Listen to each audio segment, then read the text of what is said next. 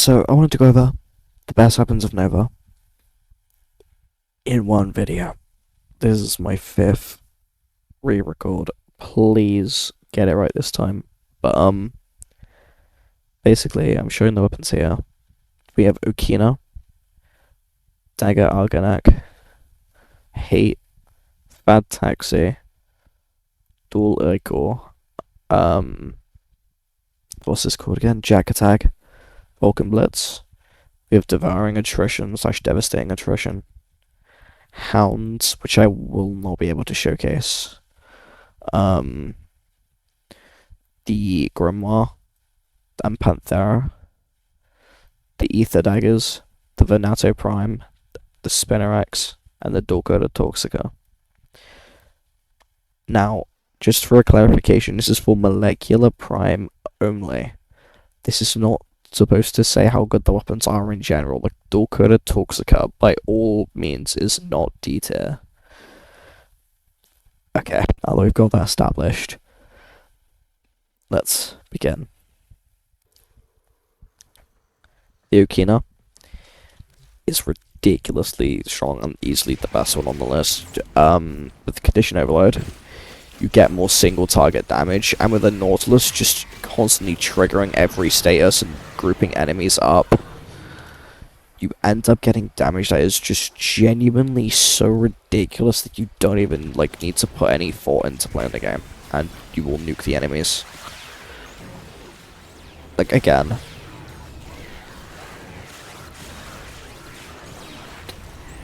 it gets very silly. I saw 700k and the damage just goes higher and higher. And that can scale pretty much like the highest levels. And it does even grow with higher density. You upkeep the combo with Seeing Red. I show all of the Incarnate evolutions, of course. Yeah. In the natural mission, this will end up being like a 300 kpm just machine. The build you'd want to run is this for the Incarnate evolutions.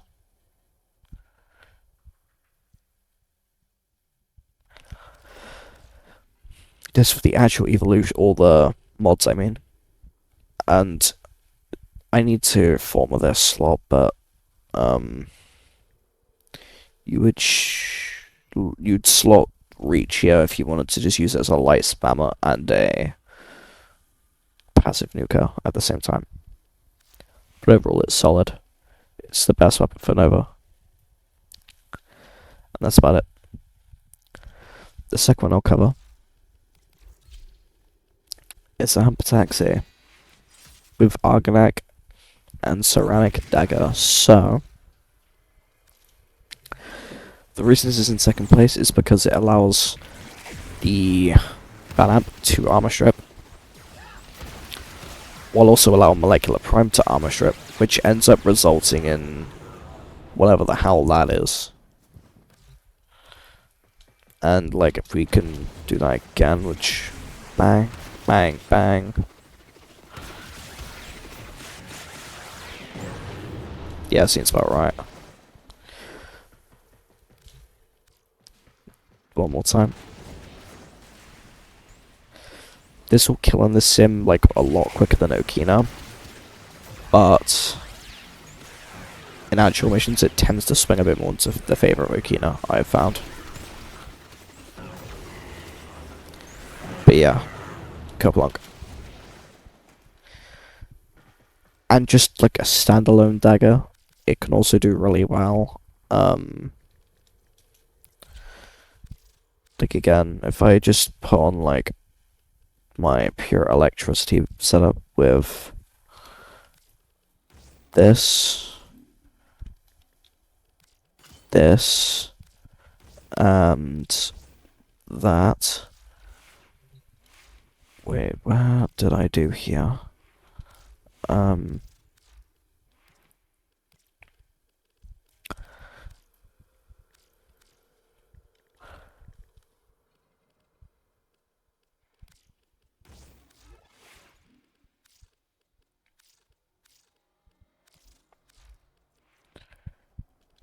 Seems about right.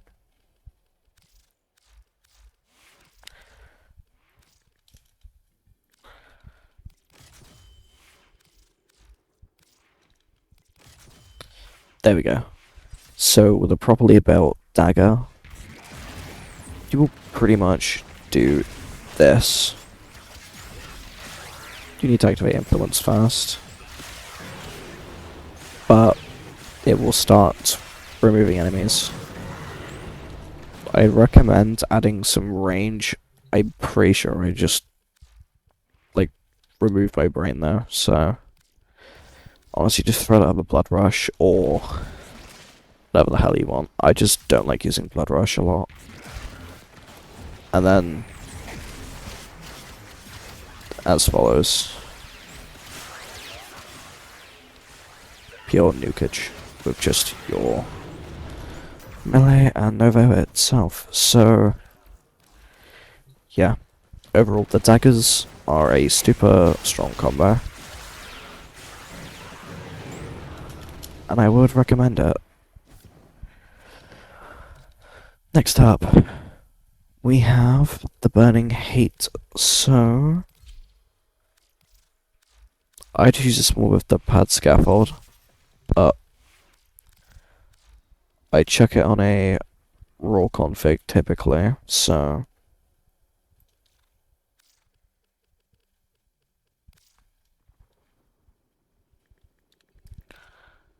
there we go. And then neutral stove auger reach. Check on raw. And then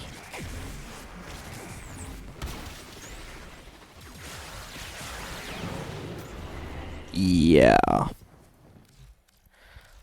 the enemies are definitely gonna feel that in the morning, so again, this is one of the more powerful ones, but it does have the limitation of needing to apply heat first. It just so happens that Nova has a really convenient way of doing that. Your build will just be all in on elemental damage, the Bayonet Elementalist, and Burning Hate. You go all on elemental damage, of course, to scale Zatters, which I covered in my last video. And yeah, the result is pure nukage. Show you one more time. What the fuck? So yeah. The next showcase is dual ichor. So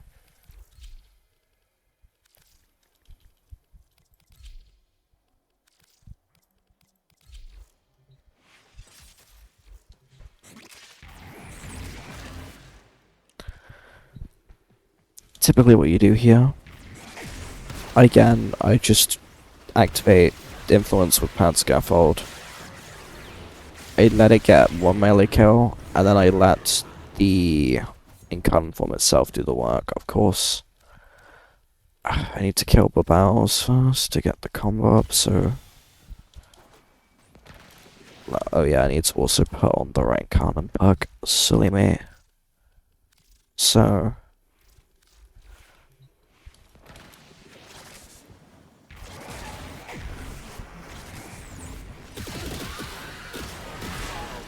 there we go. Okay. And with all that active, you can do this. Boop, bang.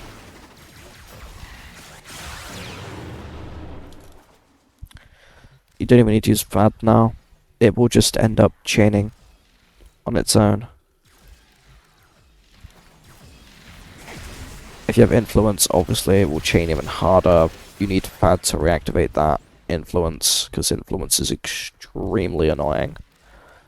Doesn't activate on ichor clouds because that would be broken OP. It was nerfed already. But when it is active, there is just no beating this weapon, to be honest.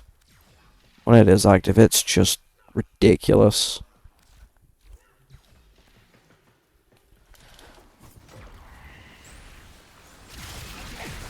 So yeah. The other good pairing with this is melee vortex with blast corrosive, which is the one I actually run, because Influence gets boring sometimes.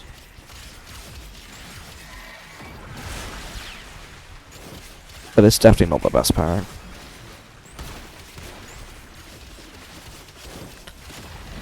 Because it takes way too long to actually get going, as you can very clearly see.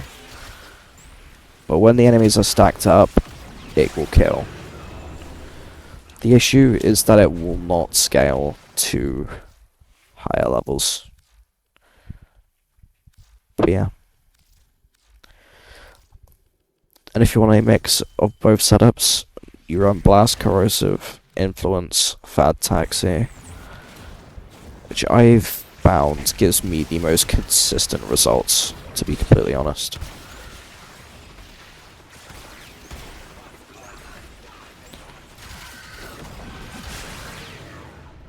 $1.7 million.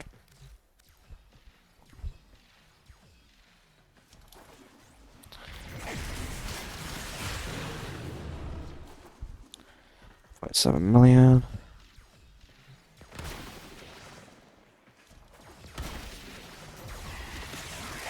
So yeah, it's decent for low levels, new kings, but when you get to higher levels, it falls off a cliff, and it's hard to really showcase the simulacrum. I'm pretty sure you're starting to notice a pattern here. So the Phenmor and the Latham, I'm just going to showcase the Phenmor, but again, you build it for maximum elemental damage. A Bane, Elementalist, you know the drill. You don't even need Elementalist for this one, but yeah. And I don't even have max Phenmor because I'm broke. But I could just chuck in a rank 10 Infected Clip and Blast Corrosive.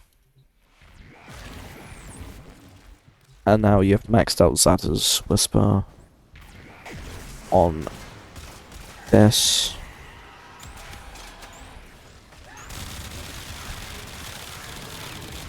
And so now you create fireworks.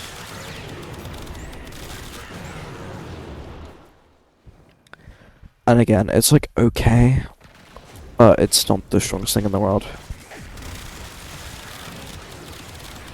I think it's just more like a really fun pairing. You can see the bullets go everywhere because of the Zath's bubbles, but yeah.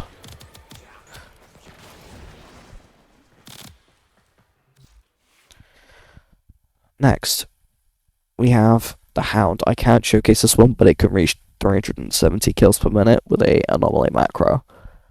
I personally wouldn't use a macro, nor do I use a macro, so I can't showcase this. But it's really good for the correct tile sets. It is tile set dependent now that I think about it, so be wary of that. And you could also risk getting banned by using a macro. So overall, it's the strongest KPM setup, but it also is the most risky. There's no real benefit to it.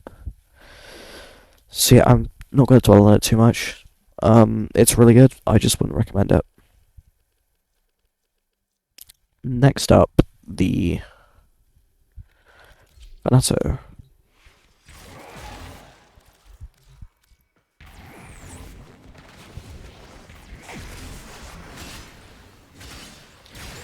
I forgot how awful this thing felt to use. Again, this is another fad weapon for the most part, but it will spread Tau, which gives them more status.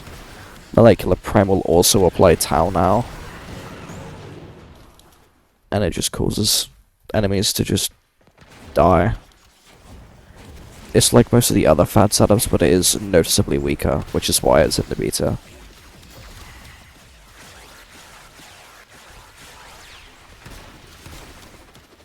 So yeah. It's fine, just not my cup of tea. Now, I don't have the ether daggers, but I can confirm it goes up from 8 to 10x, and with Zatter's Whisper it goes from 64 to 100x. If you're wanting to know how much of a percentage increase that is, there's a 56.25% increase in stat multiplier damage with a double dip Zatter's. which puts it slightly above the daggers and slightly behind the hate. However, it does not have the capacity to armor strip because it is a dual sword, if I remember correctly. So it ends up being weaker than both. And weaker than literally everything else in the Aether because stealth multiplier hits are harder to get with Zatters. You would need to use the Atomocycle and do a load of other things. It's good if you can use that, but else, I'd just use something else. Okay, let's go into the support weapons. So,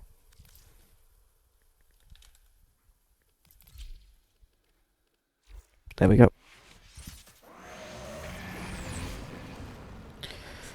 They'll probably die before we're able to really showcase this, but let's try anyways. So, on second thought, this really isn't going to work. Let's remove Neutron Star and Raw. So, are you serious? Okay,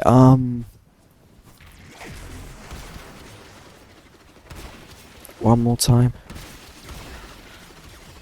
There we go, right, look, so if it applies on an enemy,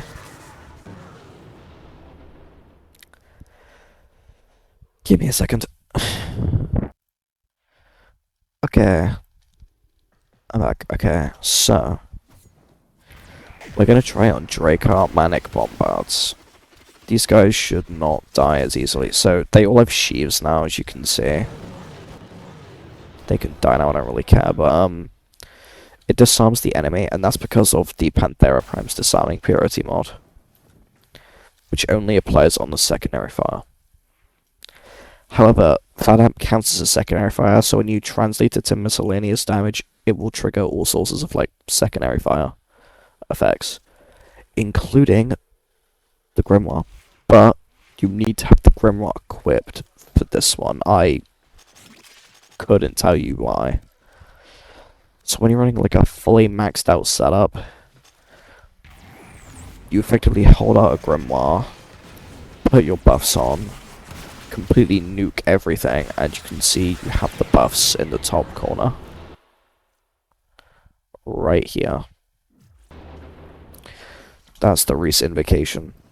So, hopefully you'll be able to see it. I know, like, I have a thing covering it, but there. One more time.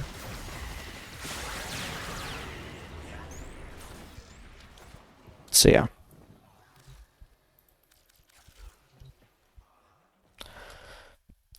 The next thing is... Well, how did this happen? The dual coda Toxica. So, I don't even have a build for this, so I can't really showcase it, and I just thrown a bunch of random shit on it before, so...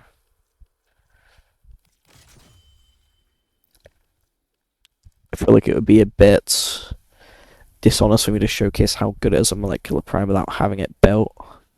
So I'm going to skip this one. However, the general, like, I guess methodology is that it is able to use its spores to, or it will spread its spores on molecular prime detonations, basically. So you would use this with, like, I guess, Raw, and then Zatter's Raw and special Zatter's Whisper. But they will all get spores on them, take some damage, and whatever. But it just, those are level 20 enemies, and this just couldn't even handle that. There's a reason why it's in detail. And the last one is the goat, the king, the legend, Spinnerax, wheelchair. It's Ceeta. I'm sorry, it's not that good.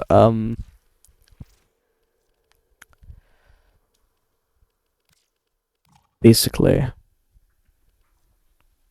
what the fuck? Um, God dang it. There we go. Okay, hopefully it doesn't break any of my other builds. It doesn't, so that's cool. But yeah, we've got Elemental Ward and a Diriger. Pretend this is a Tazakor, please. Um, we'd run Blast. This is kind of necessary. You don't want to run Blast, but you need to because it's a pure cold. So you run Blast, Magnetic, and Toxin. And the idea is that you would let enemies shoot you. You will die if you let enemies shoot you, by the way, in Simulacrum, so... But yeah, you'll let them shoot you.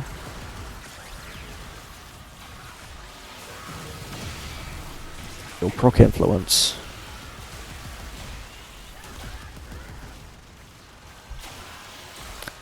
I just realized I have a fucking terrible loadout to even showcase this. I'm going to correct this. Alright, I'm gonna use one of my stronger weapons that I've built. My Sporothrax. And basically, your trigger influence. Spread a bunch of cold. I don't even think I have cold equipped. Oh my lord. Okay. There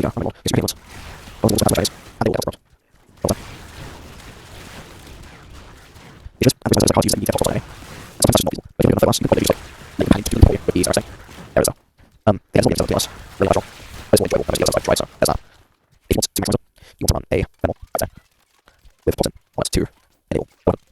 So yeah, more okay. Where's he going? Okay, well, any. Okay, this is what we take. Right, so bang, choose him, bang. You know, it'd probably be helpful if I raised them from level 20 now that I think about it.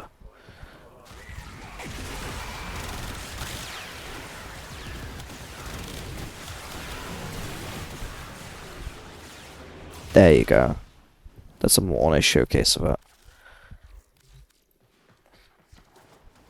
Okay, look, he forgot they were raised, or they were at level 20, so... But yeah, you do that, spam a bunch of Toxin on them, they detonate, and at some point they will just spread a whole bunch of Toxin. Again, it's kind of gimmicky, it's kind of weak, and it falls off hard in higher levels, and it does just not scale off anything, obviously, because Spinnerax, why not, like, I guess screw you, so that's about it. See ya.